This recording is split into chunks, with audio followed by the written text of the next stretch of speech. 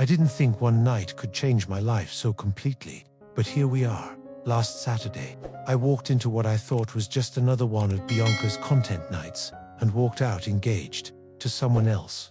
And no, it wasn't part of the plan. Bianca and I had been together for almost 3 years.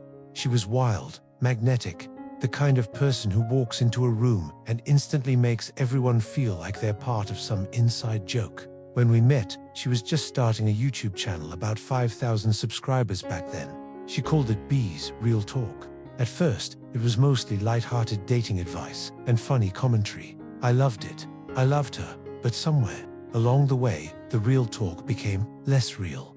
Every minor disagreement we had turned into a lesson for her audience. Our private moments became punchlines. She called me Mr. Platesafe in one video, mocking my job in accounting like it was the most boring thing a human could do. I laughed along at first. What's a little ribbing between partners, right? But over time, it felt less like teasing and more like I was a character in her show, not her partner in life. The pranks made it worse. There was the fake breakup on April Fools, complete with staged tears, while she secretly filmed my reaction. Or the time she accidentally live-streamed an argument about her spending rent money on props for the channel. She'd apologize afterward, say it was just for content, but each time, something in me chipped away. Her best friend Lila was different. She was a journalist, calm, sharp, the kind of person who could listen without turning everything into a story. Over time, I found myself confiding in her when Bianca's content tornado left me feeling hollow.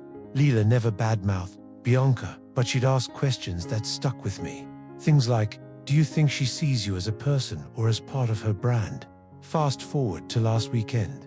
Bianca tells me she's throwing a surprise roast for her channel. It was supposed to be light-hearted, she said, just poking fun at bad boyfriends, with a few friends invited. You should be there for authenticity, she added, like it was a compliment. I didn't see the harm. When I arrived at the rented loft space, the whole place was decked out, fairy lights, camera rigs, about 20 people in the audience. Most were her friends or fellow creators. Lila was there too, sitting right in the front. The night started easy enough. People shared funny dating stories, clinking glasses, laughing. Then Bianca took the mic, looked right at me, and smiled this sly, almost cruel smile. Tonight, she announced, we're not roasting just any bad boyfriend, we're roasting mine.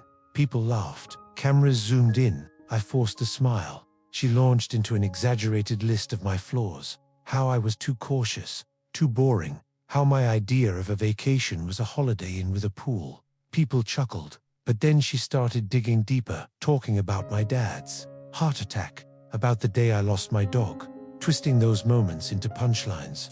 I could feel the blood rushing in my ears. The live viewer count on the big screen jumped to 10,000, 20, 30-5, and then she delivered the final blow. So here's to me finally moving on from someone who can't keep up with my energy. This is my official breakup announcement, live, on camera, for the world to see.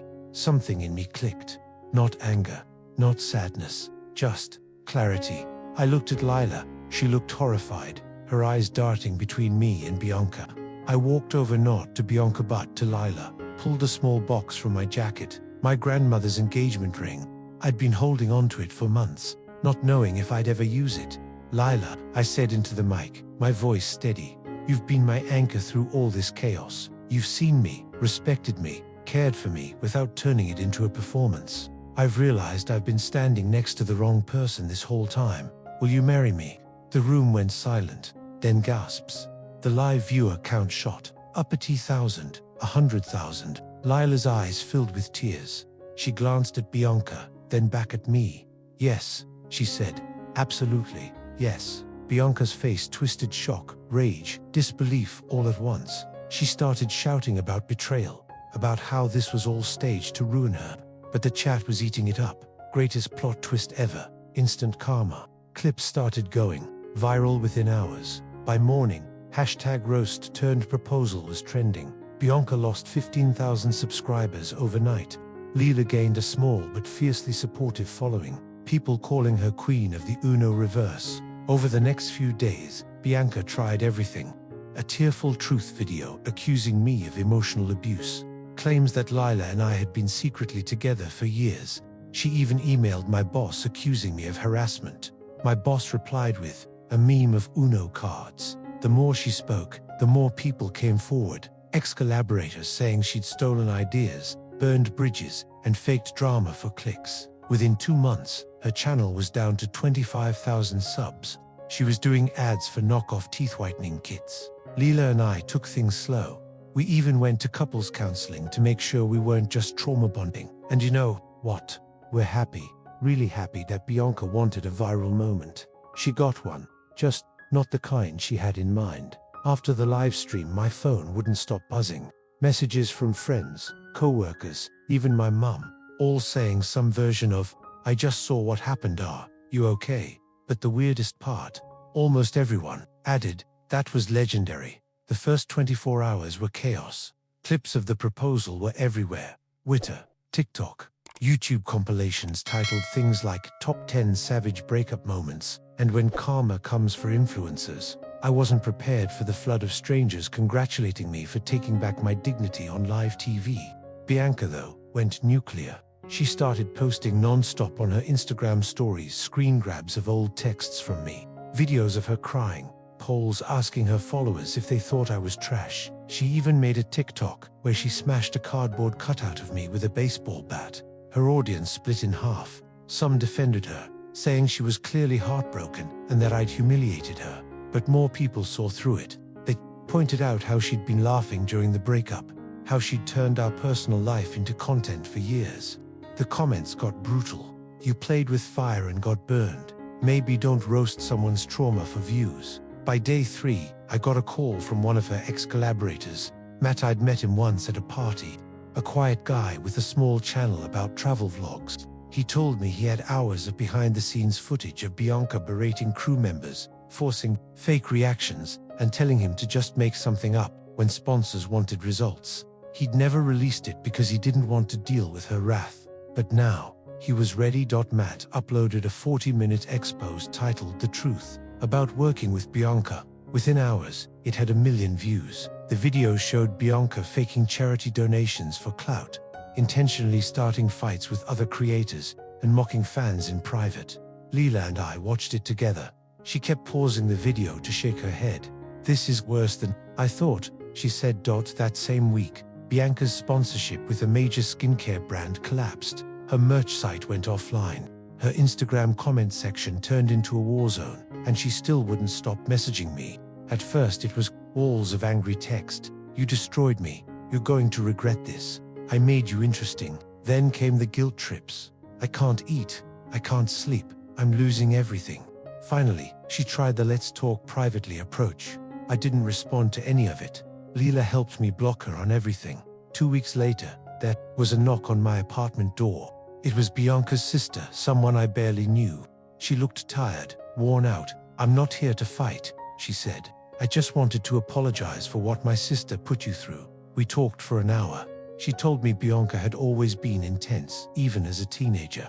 Fame just amplified it. "She doesn't know how to turn it off," her sister said. "Even now, she's trying to figure out how to spin this into a comeback."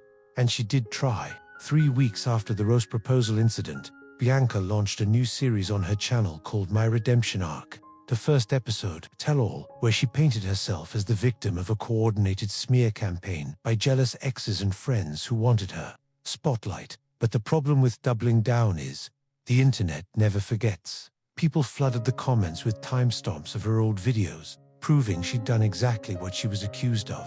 The like-to-dislike ratio was brutal. Meanwhile, Lila and I stayed low-key. We didn't post about each other much, didn't do interviews. I wasn't interested in capitalizing on what happened. That, ironically, made people like us more. Whenever a paparazzi-style photo of us grocery shopping or walking in the park popped up online, the comments were overwhelmingly positive. "This is how you move on." They looked genuinely happy. 6 months later, Bianca's channel was down to 9,000 subs. She'd pivoted to selling influencer coaching sessions for $99. But even those were getting roasted on Reddit. Matt's channel exploded. He went from 80k subs to over 1 million. He sent me a thank you email once, joking that I'd accidentally become the hero of small creators everywhere. As for me, I proposed to Lila again, this time in private. Just the two of us. No cameras, no audience. She said yes again, of course. And on our wedding day, I didn't invite a single person who thought love was just content. Bianca tried to destroy my reputation in front of thousands. Instead, she destroyed her own in front of millions. And honestly, I don't think I could have written a better ending. 1 year later, it's been exactly a year since that night, the night Bianca tried to humiliate me live, and ended up handing me the best plot twist of my life. If you'd told me back then that I'd be living in a completely different city, with a completely different circle of friends, and waking up next to the woman I actually love, I wouldn't have believed you, but here we are. Lila and I moved to Portland about 6 months ago. We wanted a fresh start, somewhere Bianca couldn't just accidentally bump into us while vlogging. We found this small but cozy house with a yard, the kind where the neighbors actually bake you cookies when you move in. I even started my own small accounting firm, Here Quiet Work, but it pays the bills and keeps me far away from the circus of influencer drama. Funny enough, some of my new clients recognized me from that video. The first time it happened, I was a little embarrassed, but now, it's more like a weird icebreaker. One older client actually said, I showed that clip to my granddaughter so she'd know how to spot a narcissist early. Leela's thriving, too. She landed a job as a feature writer for an independent news outlet, and she's been covering stories she actually cares about: environmental issues, local activism, even a piece about the rise and fall of culture. People respect her work, not because of what happened with Bianca, but because she's damn good at what she does. We still get the occasional DM from someone saying, hey, are you the couple from that proposal video? Usually it's harmless, but sometimes it's weird.